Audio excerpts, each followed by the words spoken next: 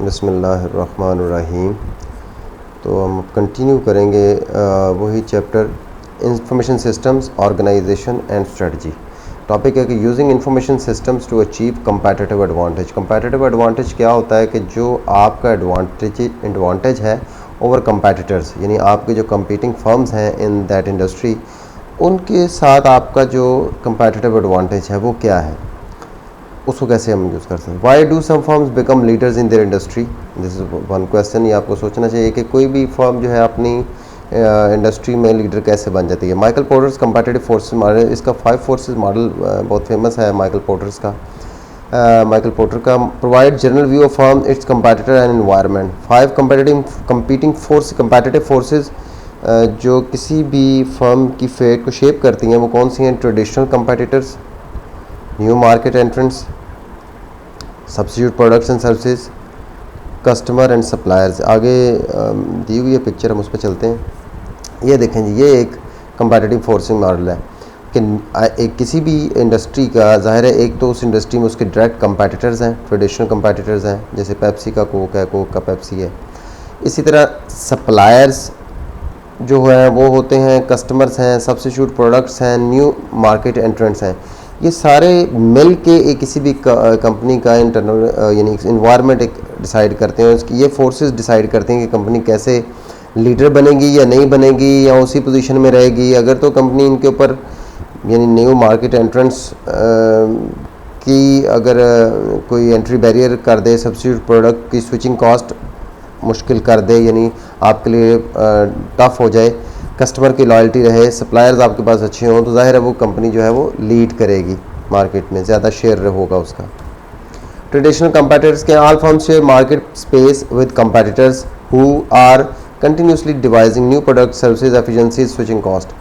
तो ज़ाहिर है एक कंपैटिटर होता है मार्केट के अंदर, आपके जो ट्रेडिशनल होंगे वो नई से नई स्ट्रेटजीज ला रहे हैं, न्यू प्रोडक्ट्स डेवलप कर रहे हैं, नई सर्विसेज एफिशिएंट अपना कर रहे हैं, कॉस्ट को नीचे ला रहे हैं और स्विचिंग कॉस्ट को ईजी कर रहे हैं, तो वो ट्रेडिशनल कंपैटिटर्स हैं। न्यू मार्केट एंट्रेंट्स क्या है? Some industries have high barrier to entry, easy computer chip business. यानी आपने अगर फ़र्ज़ करें एक बर्गर शॉप खोलनी है तो दैट इज़ ईजी, लेकिन एक कंप्यूटर चिप बिज़नेस स्टार्ट करना है तो ये बड़ा टफ़ है, यानी इसके लिए स्पेशल एक कैपिटल ज़्यादा चाहिए, इसके लिए स्पेशलाइज एक्सपर्टीज़ है, मशीनरी है, ठीक है ना। तो इस तरह की जो यानी हैं डेटा सेंटर आपने बनाना है उसकी एक स्पेशलाइज है, तो इस तरह की यानी न्यू एंट्री बैरियर है ये, इस तरह की जो फील्ड्स हैं, इस तरह की जो इंडस्ट्री है। New companies have new equipment, younger worker but little brand recognition. New companies के पास अगर फाइनेंशियली स्ट्रॉन्ग है, भी न्यू इक्विपमेंट है, वर्कर यंग हैं, यंग यानी यंगर वर्कर मीन एनर्जी, लेकिन ब्रांड रिकग्निशन नहीं होती उनके पास। Substitute products and services, substitute customer might use if you price become too high, iTunes substitute for CD। यानी एक तो खैर ये ईज़ की वजह से भी है, iTunes यानी वहाँ से भी आप गाने डाउनलोड कर सकते हैं, पहले CDs लेनी पड़ती थी। तो आपकी जो सब्सिट्यूट प्रोडक्ट है वो भी आपके लिए एक चैलेंज है, यानी अगर लोग आपकी प्रोडक्ट को किसी और जगह सब्सिट्यूट कर सकते हैं किसी और प्रोडक्ट से, तो फिर भी आपकी यानी सेल नीचे आएगी या आपकी प्राइस ज़्यादा होगी और कोई और सब्सिट्यूट उसका हो गया तब भी ये प्रॉब्लम होगा। Customers, can customer easily switch to the competitor's product?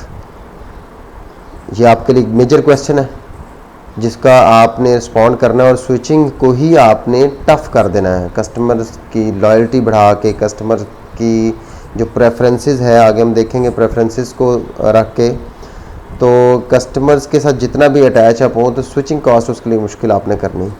Can they force businesses to compete on price alone in the transparent market? देखिए ना, आजकल आपने कोई भी चीज़ की प्राइस लेनी हो, नेट पे जाएं, फ़ौरन आप करते हैं तो नेचुरली आपको सारी पता चल जाता है कि इसकी एक्चुअल प्राइस क्या है, मुख्तलिफ तरह के रिव्यूज़ देखते हैं, वहाँ से पता चल जाता है। तो खाली प्राइस पर क्वालिटी, बहुत सारी चीज़ें हैं जिसको देखा जा सकता है। तो अब आपको कस्टमर को अपने साथ अटैच रखने के लिए बड़ी मेहनत करनी पड़ती है। Suppliers, market power of supplier when firms can not raise prices as fast as suppliers. अच्छा, सप्लायर भी एक बहुत बड़ी पावर है, क्योंकि सप्लायर्स जो है वो रॉ मटेरियल आपको सप्लाई करते हैं, जितनी अच्छी क्वालिटी, जितना इन टाइम वो करेंगे उतना ही ज़्यादा, और उनको अब एज ए पार्टनर गिना जाता है कि ये फर्म्स के पार्टनर हैं। और प्राइस शायद कंपनी इतनी जल्दी रेज़ नहीं कर सकती जितनी जल्दी वो सप्लायर्स ऐड कर सकती है अपने साथ, क्योंकि सप्लायर्स तो ज़ाहिर मार्केट में अवेलेबल हैं, उनको आपके अपने साथ ऐड किया जा सकता है।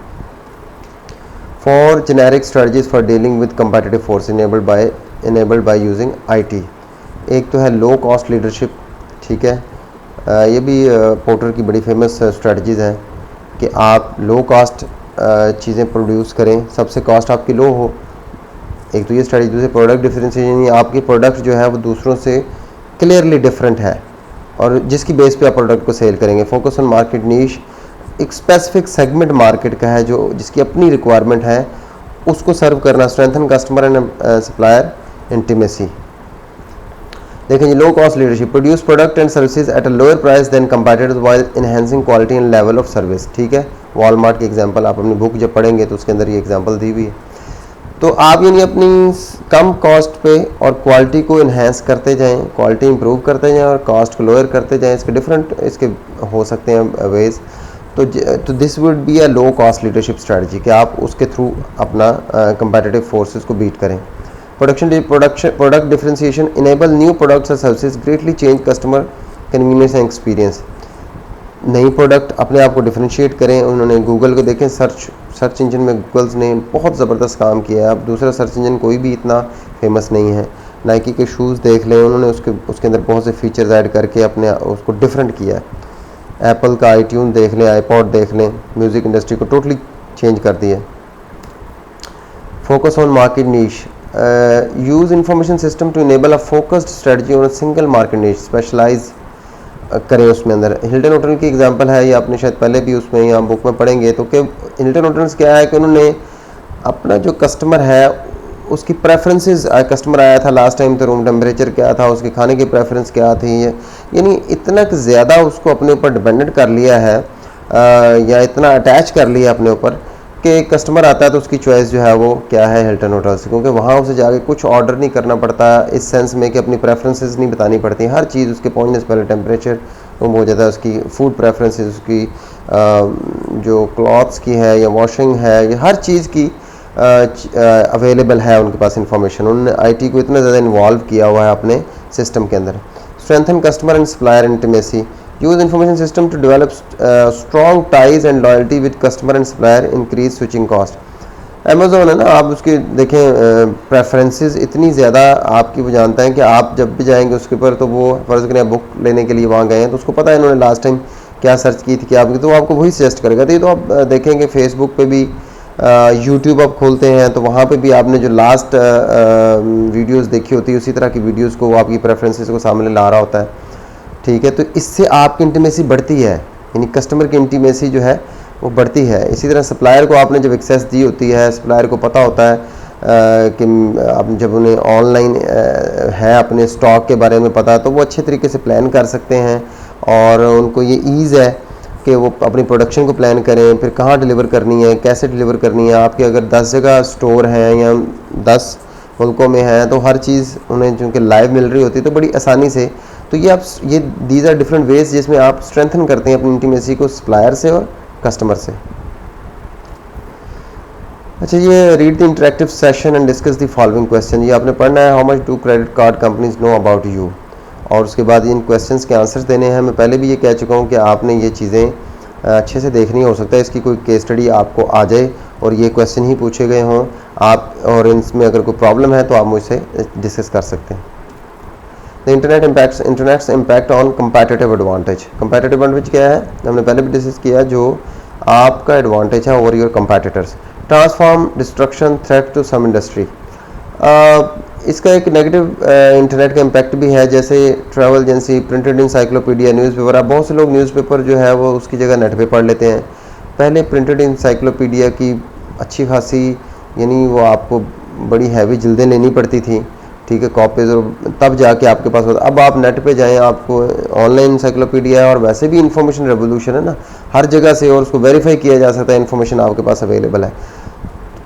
competitive forces still at work but rivalry more intense. Universal standards allow new rivals entrants to market, new opportunities for building brands and loyal customers। तो ये सारा इंटरनेट के इम्पैक्ट हैं। इंटरनेट के आने से हो सकता है अगर आपकी कंपनी इंटरनेट और ये ऑनलाइन और वेबसाइट्स और इनको अगर यूज़ नहीं कर सकती तो आप बैक पे चले जाएं। आप हालांकि फ़र्ज़ करें अगर आप मार्केट लीडर भी थे और जो नई कंपनी आई है वो इन चीज़ों को अच्छे तरीके से यूज़ कर सकती है, ज़्यादा उसकी रीच है, तो हो सकता है कि वो ज़्यादा कंपेटिटिव हो जाए मार्केट में।